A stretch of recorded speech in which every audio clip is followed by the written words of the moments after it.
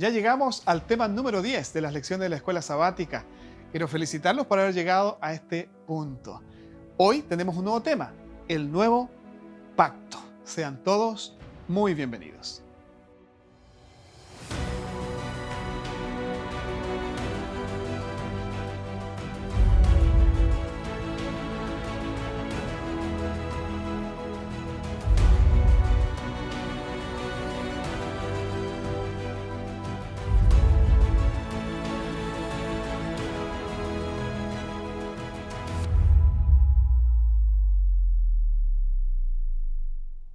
Llegamos a ustedes desde el Centro de Producción Audiovisual de la Universidad Adventista de Chile. Es un privilegio volver a encontrarnos en la entrega número 10 de las lecciones de la escuela sabática. En esta ocasión con invitados ya conocidos. Está con nosotros el pastor David. ¿Cómo estás, David? Profesor de la Facultad de Teología del Área Aplicada. Bienvenido. Mucho gusto saludarte, Josué. Una alegría para mí estar nuevamente aquí participando en el estudio de la Escuela Sabática. Gracias, David. Y también Luis, que nos acompaña, creo por cuarta vez. El otro día estábamos contando, ¿verdad? Quinta ya. ¿A quinta? Bueno, pero es un privilegio tenerte otra vez dentro de 13 programas, ocupando una fracción, ¿no?, de estos programas. Gracias, Luis, por estar con nosotros otra vez. Muchas gracias, Josué, por la invitación y también una alegría poder compartir este programa nuevamente. Así es, queridos amigos, ya estamos casi terminando. Nos quedan solo algunos capítulos de la lección de escuela sabática con la temática el pacto eterno, ¿no?, de Dios. Hoy día con una faceta distinta, algunos elementos que agregamos al estudio temático de este importante tema espiritual y teológico.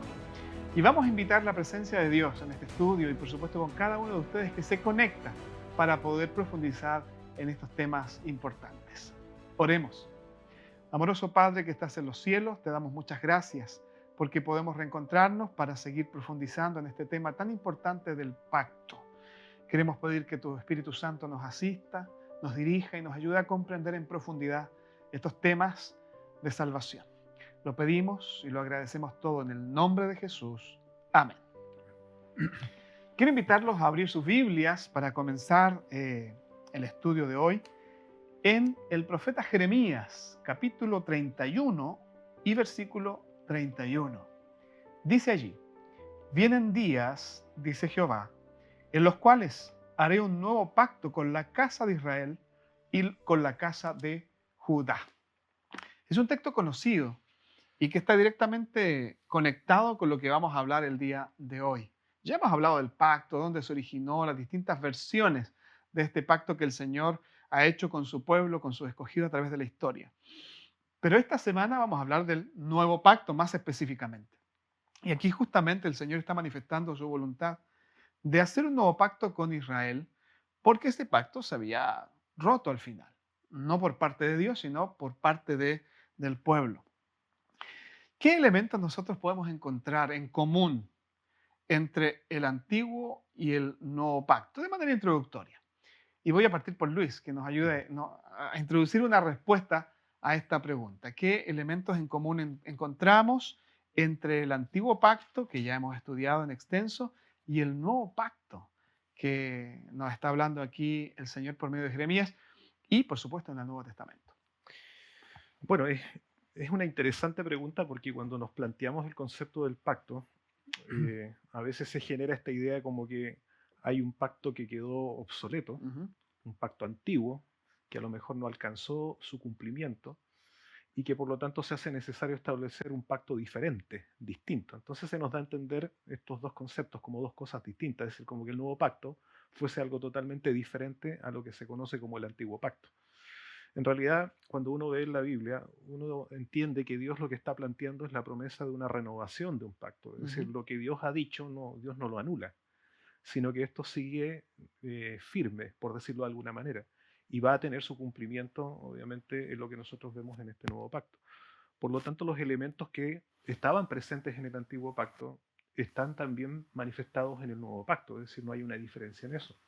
Eh, Tomando el texto que tú mencionabas recién, que es este Ujú. texto clave de Jeremías capítulo 31, versículo 31, dice: vienen días, dice Jehová, en los cuales haré un nuevo pacto con la casa de Israel y con la casa de Judá. no como el pacto que hice con sus padres el día en que tomé su mano para sacarlos de la tierra de Egipto, porque ellos invalidaron mi pacto, aunque yo fui un marido para ellos, dice Jehová. Es decir, ahí está claramente establecido que el pacto no fue anulado por la voluntad de Dios, sino que este pacto de parte de Dios sigue estando presente, pero es Israel, obviamente, en su falta de fe y de obediencia, lo que trae como resultado la anulación. Ahora, ¿qué es lo que nosotros podemos ver aquí? Primera cosa importante, la iniciativa tanto en el antiguo pacto como en el nuevo pacto es una iniciativa que nace de Dios. Ujú. O sea, es Dios quien está llamando, ¿no es cierto?, a Israel, es Dios quien llevó hasta el Sinaí, como ya lo hemos visto en el antiguo pacto, fue Dios quien liberó a su pueblo de la esclavitud, no solamente física, sino idólatra, lo lleva hasta el Sinaí y establece Dios el pacto. Por lo tanto, la iniciativa en el antiguo pacto es de parte de Dios. En el nuevo pacto la iniciativa también es de Dios. Ujú. Lo vemos manifestado, por ejemplo, en Mateo capítulo 26, cuando Jesucristo tiene esa cena pascual con los discípulos. Es Jesucristo quien presenta este nuevo pacto, ¿no? Presenta allí los emblemas, los símbolos de este nuevo pacto. Por lo tanto, es Cristo, es Jesús, siendo Dios encarnado, quien toma la iniciativa de colocar este pacto delante de sus discípulos. Ujú. Entonces vemos allí una similitud. Un segundo punto importante, la gracia. Ujú. Ya mencionábamos que en el antiguo pacto, y ya se ha hablado bastante, que es la gracia de Dios la que se manifiesta en la liberación de Israel. Ellos no merecían gracia, Ujú. necesitaban de esta gracia, es decir, necesitaban de la acción redentora de Dios. Por lo tanto, el pacto en el antiguo, digamos, pacto en el Antiguo Testamento, tiene este componente, la gracia divina. Si lo vemos desde la perspectiva del nuevo pacto, obviamente esa gracia se manifiesta en forma efectiva a través del sacrificio de Jesucristo. Así que hay otro componente, otro elemento importante de conexión allí. Otro punto importante, nosotros vemos también que en el antiguo pacto hay un pueblo que responde por medio de la fe, es lo que Dios espera, ¿no? Es decir, Dios ofrece las promesas dentro del contexto del pacto, hay una respuesta que se espera que sea por la fe, que naturalmente hemos visto que lamentablemente en Israel no se concreta en ese contexto, pero es también el mismo componente en el nuevo pacto, es decir, es la necesidad que sea a través de la fe como esto también se recibe o se acepta, digamos, por decirlo de alguna manera. Otro elemento importante que nosotros vemos de conexión, aun cuando el pacto estaba hecho, digamos, con la nación de Israel propiamente tal, no era un pacto exclusivo o excluyente. ¿Qué queremos decir? Es decir, no era solo para la nación judía, sino que también esta promesa o este pacto estaba abierto a través de la nación para llegar a aquellos que eran extranjeros. Por lo tanto, se invitaba a aquellos que no eran parte de la nación directamente, consanguíneamente, que también podían acceder a los beneficios y a la bendición de entrar en el pacto. Ese era el propósito de Dios. Si nosotros lo llevamos al nuevo pacto, este pacto Jesucristo lo establece también temporalmente, por decirlo así, o primariamente con la nación judía nuevamente. ¿En qué sentido? En que los que estaban allí en ese aposento alto eran judíos, Ujú. pero era a través de ellos llegar con este evangelio de la gracia, de la salvación, al mundo. Por lo tanto, el pacto, ¿no es cierto?, el nuevo pacto tiene ese mismo componente que también tenía el antiguo pacto. Entonces vemos estas conexiones, vemos estos elementos, digamos, que son presentes tanto en el antiguo pacto como en el nuevo pacto. Es decir, esta reformulación del pacto, que en realidad no es otro, sino que, como mencioné, una reformulación, contiene los mismos elementos, los mismos fundamentos. Se inicia en Dios, el fundamento es el amor, la obediencia a la ley divina, etcétera, etcétera. Se requiere una respuesta de parte de las personas, de los seres humanos que entran en el pacto con Él. Así que, en realidad, las diferencias pueden estar en la forma, ¿no? En los elementos relacionados con la forma. ¿Querías decir algo, David? Claro, hay algunos elementos ilustrativos que utiliza Dios. Dios le gusta hacer esto, ¿no es cierto? Algunas figuras que también están en el pacto que nosotros hablamos del nuevo pacto. Hay una relación de un matrimonio. Yo he sido para ustedes un esposo. Ujú. Y en el nuevo pacto Dios habla de una relación donde Él es el esposo y la iglesia es su esposa. Habla también acerca de la transformación de un corazón. Aunque nos parezca a veces, ¿cómo eso está en el Antiguo Testamento? Que le pondré un corazón de carne, pondré mi ley en su corazón. Ujú. Algo tan evangélico, ¿no es cierto? Tan del Nuevo Testamento. Bueno, ya estaba ya. Entonces hay elementos de relación. Yo voy a tener una relación contigo.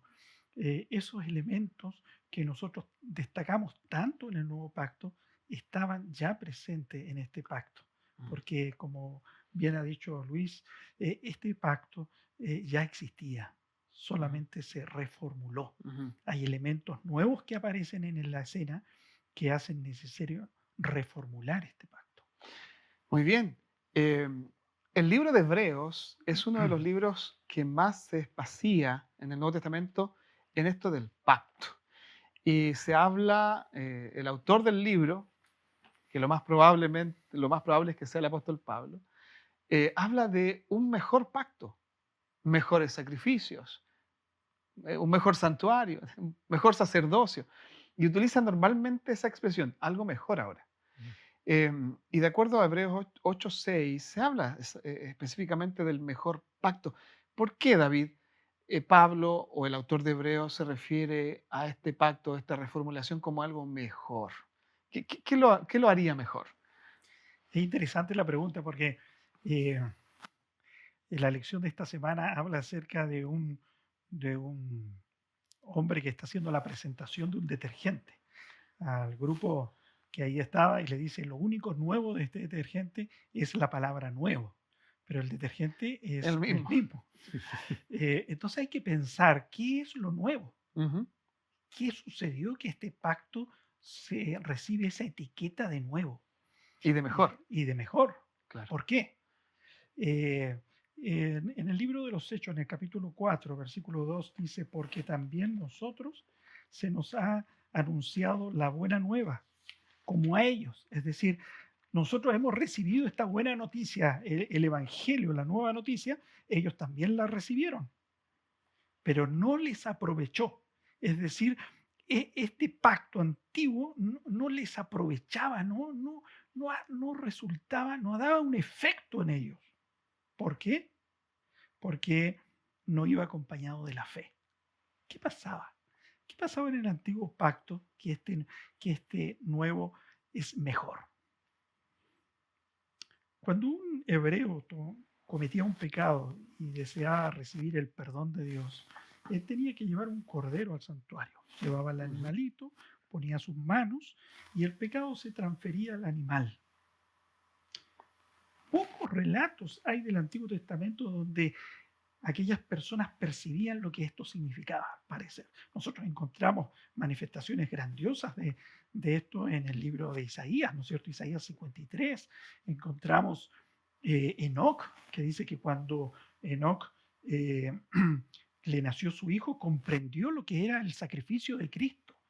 Pero pareciera que hay muchas personas que se quedaban en el cordero y no ejercían fe, Ujú. porque su fe estaba en el animal. Estaban rodeados de una cultura donde para apaciguar la ira de los dioses había que sacrificar animales.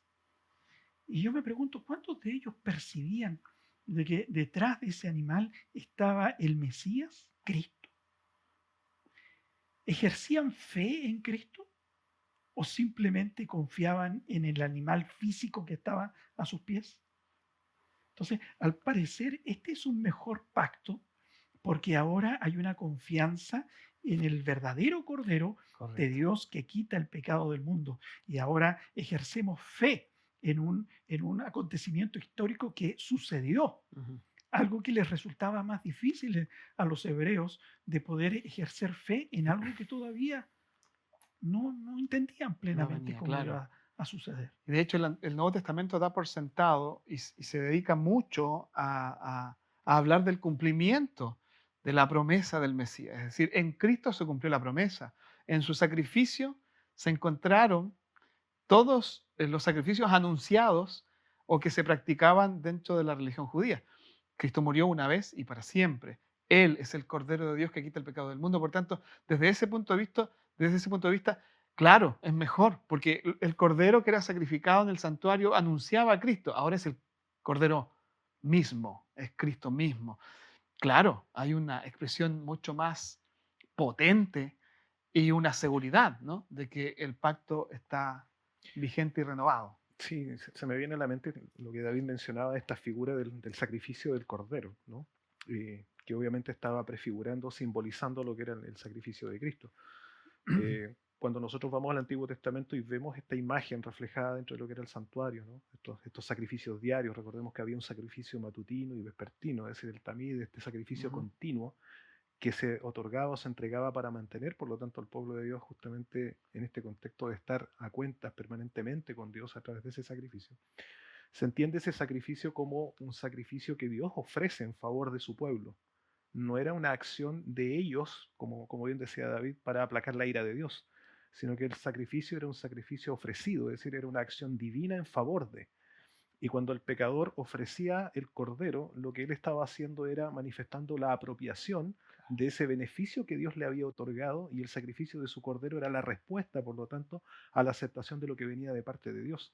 Y es ahí donde se manifiesta entonces dentro de este contexto también este componente que es la gracia divina, o sea, es la acción de Dios quien busca salvar y redimir al hombre a través de este sacrificio que sería el sacrificio de Cristo, representado, simbolizado a través de esto. Por eso tal vez este concepto de un mejor pacto, en el sentido de que ya tampoco es necesario seguir aferrándose a los sacrificios de animales, porque hoy eso ha tenido un cumplimiento en la persona de Jesucristo, que es digamos, un sacrificio completo. Ese es un aspecto muy importante porque los destinatarios de este mensaje, que más que una carta es una especie de sermón del libro de Hebreos, pareciera que estaban mirando hacia atrás y practicando los sacrificios otra vez, o por lo menos mirando los corderos, los ritos, las ceremonias y dejando de ver a Cristo. Entonces el autor les dice, pero ¿cómo van a volver atrás si ahora tenemos lo mejor? Todo lo anunciado por los símbolos ahora se cumplió en Jesús. Esto es mucho mejor, es más completo, más pleno. El cordero perfecto ya fue entregado. Es por fe. Claro. Sí, el punto del texto que dice que la dificultad del antiguo pacto es que no les aprovechó porque no ejercían fe. Estaban en la inmediatez del cordero. Era algo concreto, material, pero que finalmente el elemento sobrenatural o trascendente de la fe ya lo habían perdido, ¿no? Estaban complicados. Yo no quiero justificarlos, pero cuando Cristo ya murió, nosotros ejercemos fe en un acto histórico, en un hecho histórico, en algo que sucedió. Ellos tenían que ejercer fe en algo que, ¿cómo se va a cumplir esto? ¿Cómo va a ser que este Mesías va a morir? No nos olvidemos que el pueblo judío no creía que el Mesías iba a morir. Tenía un concepto del Mesías como un rey. Entonces, ¿cómo relacionaban ese rey con un cordero muriendo? Entonces su fe, su salvación estaba en el acto de matar el cordero, no ejerciendo fe en un Salvador que muere por mí. Entonces la salvación al final era el resultado de mi acción de sacrificar. Correcto. No en la acción del cordero que muere, que simboliza a Cristo. Y que finalmente Cristo había resucitado, dando prueba de su poder sobre la muerte y reinaba, ¿no? Y reina por los siglos de los siglos. Así es, queridos amigos, qué interesante ya ampliar nuestra mirada respecto al pacto, ahora con elementos mucho más quizá abarcantes. Ya no es el Cordero, es Cristo mismo. Ya no es el santuario terrenal, sino que un santuario mejor. Pero vamos a hacer una pausa y a continuación volvemos.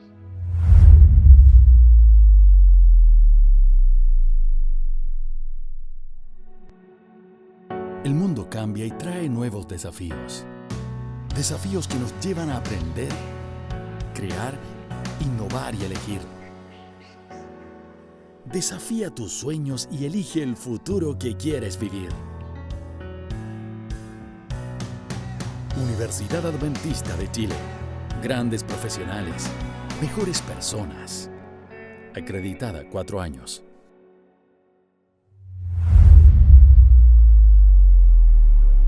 Ya estamos de regreso con ustedes para seguir profundizando en este tema del nuevo pacto, una nueva faceta, una temática en la línea del pacto eterno, del cual hemos estado hablando durante todas estas semanas de los últimos meses. Y tenemos aquí una pregunta que seguramente usted se ha hecho. El libro de Hebreos habla de un santuario distinto al que fue construido o reconstruido en Israel más de una vez. Habla de un santuario que está en el cielo. Y la pregunta en esta hora, Luis, es ¿qué relación hay entre este nuevo pacto y el santuario del cielo? Porque el antiguo pacto estaba muy ligado al santuario de la tierra o terrenal. ¿Cómo se relaciona este nuevo pacto con el santuario que está en el cielo? Bueno, para poder comprender esta relación que existe entre lo que es el nuevo pacto y este santuario celestial, es necesario mirar un poco también lo que está dentro del antiguo pacto. Eh, Tal vez yendo al libro de Éxodo, ¿no? Al capítulo 25, en el versículo 8 específicamente, nosotros encontramos el mandato que Dios le da a Moisés, y dice así: me erigirán un santuario y habitaré en medio de ellos. Conforme a todo lo que yo te muestre, así haréis el diseño del tabernáculo y el diseño de todos sus utensilios. Entonces, mira, acá se menciona claramente de que Dios le muestra a Moisés un modelo sobre el cual él tiene que levantar este santuario. Es decir, Moisés está contemplando la imagen o la escena de una realidad, llamémoslo así, mayor, lo que se llama dentro de lo que es la hermenéutica, la tipología, ¿no es cierto? Que en este caso Moisés está viendo un elemento que es típico, es decir, que está representando, simbolizando, y que él tiene que construir, ¿no es cierto? Como una realidad que es ese santuario terrenal, pero que al mismo tiempo ese santuario terrenal es el reflejo de esta realidad mayor que es un santuario celestial. Ahora, lo interesante es que dentro del contexto del pacto, del antiguo pacto, nosotros vamos a encontrar que los mandamientos de Dios, es decir, lo que nosotros definimos como la ley de Dios, son un conjunto de instrucciones u ordenanzas que tienen que ver con aspecto moral, que tienen que ver con el aspecto ético, pero también tienen que ver con el aspecto de la adoración. Y cuando uno analiza acá en este contexto donde se entrega la ley de Dios, ¿no es cierto?, moral, ética y al mismo tiempo de adoración, está el componente del santuario terrenal como un elemento importante de adoración a Dios, pero donde se refleja de manera simbólica o tipológica todo lo que es el plan de la salvación, lo que estábamos hablando hace un momento atrás, los sacrificios de los corderos, todo eso estaba representando justamente el sacrificio de Cristo. Pero también hay otro componente dentro del santuario que es importante, que es la tarea de intercesión, la obra sacerdotal o sumo sacerdotal, que también es una representación, un simbolismo de la obra que Cristo habría de hacer una vez que resucitara y ascendiera a los cielos y fuera entronizado. Ahora, la pregunta es, ¿dónde Jesucristo haría esa obra una vez que asciende a los cielos? Claro, porque él era el cordero sacrificado. Exacto. En el sacrificio en la cruz se cumple lo que es el simbolismo del cordero, su muerte, su sacrificio expiatorio. Pero ahora, ¿dónde Jesucristo cumple este otro elemento importante dentro de esta obra de redención que tiene que ver con la intercesión? Bueno, y es ahí donde justamente la epístola a los Hebreos, que nos presenta a Jesucristo en la supremacía, es decir, Jesucristo superior a los ángeles, Jesucristo superior al sacerdocio, incluso al santuario, se nos menciona en el libro de Hebreos algunos textos que son importantes. Por ejemplo, si vamos al capítulo 8 del libro de Hebreos, o de la epístola a los Hebreos, el capítulo 8, nosotros vamos a encontrar desde el versículo 1 en adelante donde Pablo está haciendo esta descripción del ministerio de Cristo, y dice así: ahora bien, el punto principal de lo que venimos diciendo es que tenemos un sumo sacerdote, el cual se sentó a la diestra del trono en la majestad de los cielos, dice. Y luego agrega, y es ministro del santuario y de aquel verdadero tabernáculo que levantó el Señor y no el hombre. Y entonces Pablo nos hace una clara declaración, es decir, Jesucristo, dice, se transforma ahora en nuestro verdadero sumo sacerdote. Y Pablo dice que es ministro de un santuario, pero no hecho por mano humana, sino que un santuario que Dios ha levantado, donde Jesucristo está allí ministrando. Por lo tanto, Pablo nos presenta esta realidad mayor. Es decir, el santuario terrenal apuntaba fundamentalmente a esta realidad mayor. La obra de Cristo reflejada a través del cordero en el sacrificio, reflejada a través del sacerdote o de los sumos sacerdotes, representa o simboliza esta obra que Cristo ahora, dice Pablo, hace, pero ¿dónde? En un santuario celestial, en un santuario de los cielos. En el capítulo 9, por ejemplo, también nosotros encontramos elementos que menciona con respecto a lo mismo. Versículo 24, por ejemplo, dice, porque no entró Cristo en el santuario hecho por los hombres, figura del verdadero, dice él, sino en el cielo mismo, para presentarse ahora por nosotros ante Dios. Y no entró para ofrecerse muchas veces, como entra el sumo sacerdote en el lugar santísimo cada año con la sangre ajena. Por lo tanto, vemos esta conexión, es decir, el nuevo pacto se ve en acción en este santuario celestial, donde Jesucristo ha entrado y ministra en favor de nosotros, colocando, por lo tanto, o imputando esos méritos de Cristo en favor de nosotros los pecadores. Así como en el santuario terrenal el sumo sacerdote iba y presentaba la sangre, ¿no es cierto?, una vez que se hacía el sacrificio en favor del pecador, así también Cristo hoy día actúa en este santuario celestial, presentando su sacrificio, sus méritos en favor de nosotros. Entonces, vemos aquí una proyección, es decir, el sacrificio, la muerte de Cristo fue necesaria en la cruz, fue completa en la cruz, pero esta obra de la redención sigue teniendo sus efectos para nosotros mediante la obra de Cristo en este santuario celestial como nuestro sumo sacerdote. Así es. De hecho, Juan, por ejemplo, se refiere a Jesús como un intercesor, lo llama abogado también, ¿no? Y el mismo Pablo escribiendo a Timoteo le dice, hay un solo intermediario entre Dios y los hombres, Jesucristo, hombre, es decir, que es divino, pero que conserva también la naturaleza humana. Ujú. Y en el libro de Apocalipsis encontramos también escenas del santuario, un santuario en el cielo. Entonces, no es algo que solo el autor de Hebreos menciona, No. es una verdad teológica De hecho, que está en el Nuevo Testamento. o sea, de hecho, si tú vas, por ejemplo, a Apocalipsis capítulo 11, en esa visión Juan contempla el santuario o el templo de Dios Correcto. abierto en el cielo. Incluso él ve el arca del pacto, dice, ahí, en el santuario. Si tú vas al libro de los Hechos, en el apedreamiento de Esteban, antes de morir dice que Esteban ve el cielo abierto, ¿no? Hechos 7:56, dice que ve los cielos abiertos y él contempla al Hijo de Dios a la diestra del Padre. Entonces nosotros vemos estas escenas claramente de la existencia de este santuario celestial donde Cristo ministra y que era lo que en el antiguo pacto había estado representado, simbolizado a través del sacerdocio y todo lo que en él se hacía. Solo un detalle, este santuario que podemos ver, como ustedes han mencionado en algunos textos del Apocalipsis incluso, este santuario no era un lugar que simplemente Cristo al ascender después de haber resucitado entró en el santuario y terminó este santuario de Cumplir su de función, cumplir su digamos. función, sino que vemos este santuario incluso hasta el momento escatológico de la segunda venida, Correcto. saliendo del santuario ángeles, Así es. tirando el incensario en la tierra, es decir, eventos finales de la escatología bíblica donde el santuario sigue cumpliendo una función salvadora para con su pueblo. Pero también nos dice el libro de Apocalipsis que habrá un momento en que esa función cesará. Ujú. Pero ese es otro tema, ¿ah? Eso. Es otro tema. Yo tengo unas preguntas para terminar, ya el tiempo se nos va.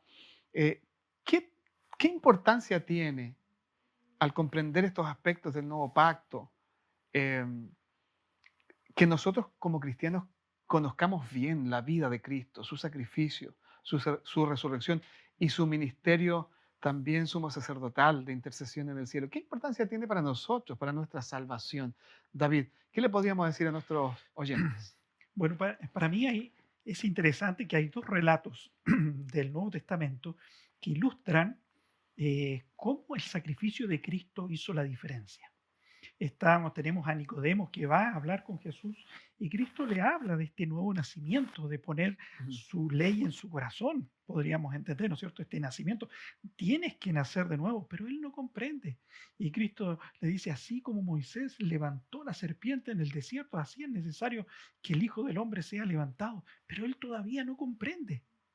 Pero el deseado de toda la gente dice que en el momento que Cristo es levantado y es puesto en la cruz, se le cae el velo y él entiende ahora, porque este nuevo pacto, el personaje que aparece, que es Cristo Jesús, renueva este pacto y hace que sea más comprensible. Se ejerce una fe directa en el sacrificio de Cristo. Y ahí, junto a Jesús, muriendo ahí en la cruz, vemos el primer salvado que ejerce una fe absoluta en el sacrificio de Cristo en la cruz del Calvario. Vemos al buen ladrón, este hombre que es transformado y Cristo le dice, de cierto te digo, hoy te lo digo, estarás conmigo en el paraíso. Y él ejerce fe, cree en eso, ve a Cristo muriendo en la cruz, cree en su sacrificio y él estará entre los redimidos cuando Cristo venga. Entonces, este nuevo pacto es renovado con la presencia de Cristo. Este nuevo pacto es lleno de vigor, lleno de poder, de fuerza transformadora, porque la figura que ilustraba el Cordero ahora es real, Cristo muerto, y podemos tener confianza en su sacrificio. Ahora, esto tiene mucho sentido con el inicio del libro de Hebreos, donde el autor dice, Dios en muchas ocasiones, de muchas maneras, se ha revelado, pero ahora se reveló en el Hijo, en Jesucristo. Es decir, por eso es tan importante que nosotros podamos conocer a Jesús a través de la palabra, entender cómo Él vivió como ejemplo de vida para nosotros, pero también sus enseñanzas. Conocer a Dios y a Jesucristo su Hijo, allí está la vida eterna, lo declaró el propio Jesús. Así es. Y la última pregunta para intentar responder en esta hora es, ¿qué significa esto de que la ley debe ser escrita en nuestros corazones? Hay algunos textos de la Biblia, del Nuevo Testamento, donde el Señor manifiesta ese deseo, ese propósito de escribir sus mandamientos en el corazón. ¿Qué significa, Luis? Bueno, y no solo en el Nuevo Testamento. Sí, también en Por el Antiguo ejemplo, Testamento. mira, en el mismo texto base que teníamos acá de Jeremías 31, dice el versículo 33, dice, por esto este es el pacto que haré con la casa de Israel. Después de aquellos días, dice Jehová, pondré mi ley en su mente y las escribiré en su corazón, y seré a ellos su Dios, y ellos serán a mí mi pueblo. Y esto mismo tú encuentras reiterado en Ezequiel 11, Ezequiel 36, es decir, la necesidad de que Dios pueda colocar sus principios, sus mandamientos en el corazón. ¿Qué significa esto? Es decir, Israel había vivido de una manera externa estos mandamientos, estos principios. Había vivido de una manera formal, por decirlo de alguna forma, lo que era el compromiso de esta obediencia a los mandamientos de Dios. Habían caído en lo que nosotros veíamos hace un momento atrás, ¿no? Este tema del ritualismo. Es decir, no ejercer la fe, sino más bien pensar que a través de estas acciones rituales era como ellos alcanzaban salvación, etc.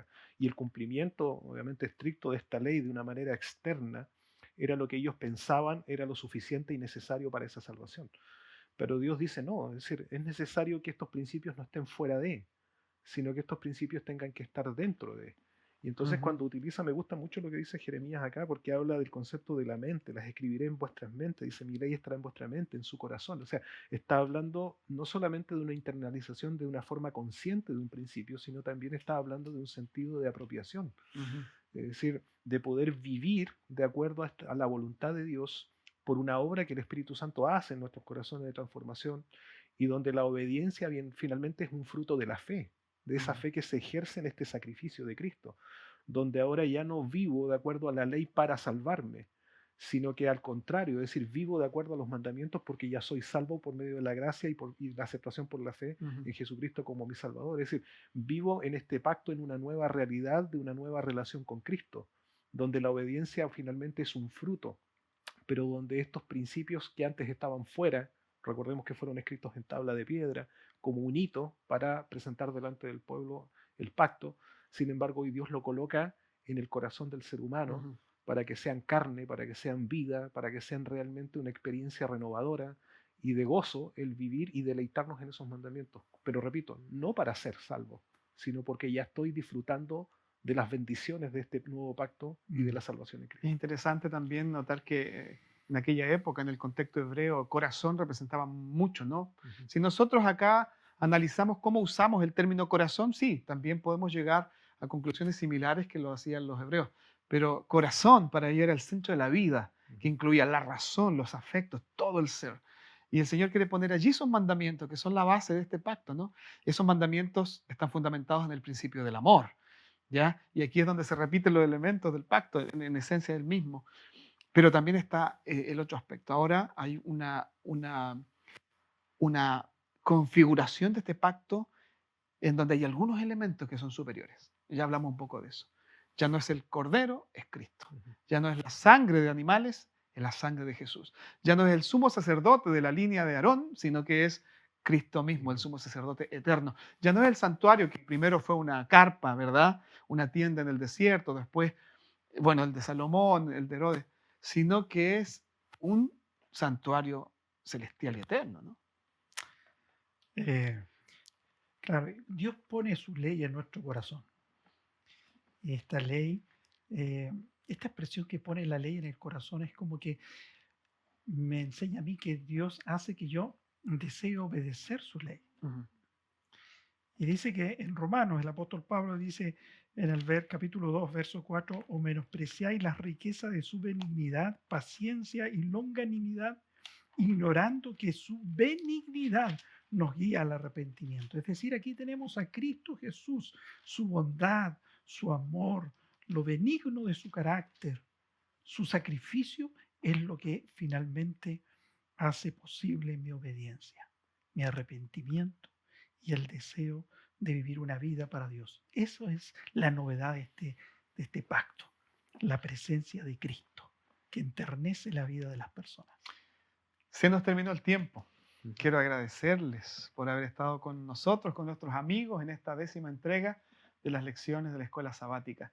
Y creo que es un buen momento para orar. David, si tú pudieses dirigirnos en oración para cerrar este momento de reflexión espiritual. Oremos. Amante Padre que moras en los cielos, gracias Señor por Jesucristo tu Hijo. Amén. Lo enviaste a este mundo a morir por nosotros. Gracias porque creyendo en ello podemos con certeza estar seguros de la salvación. Oh Padre eterno, y agradecidos por ese sacrificio, queremos vivir y honrar tu nombre. Que nada nos confunda en esta tierra. Somos salvos por tu gracia y vivimos para honrar tu nombre. Acompáñanos, te lo pedimos, en el nombre de Jesús. Amén. Queridos amigos, muchas gracias por habernos seguido en este nuevo capítulo de las lecciones de la escuela sabática. Les esperamos la próxima semana. Les mandamos un abrazo desde aquí, desde la Universidad Adventista de Chile. Que el Señor les bendiga.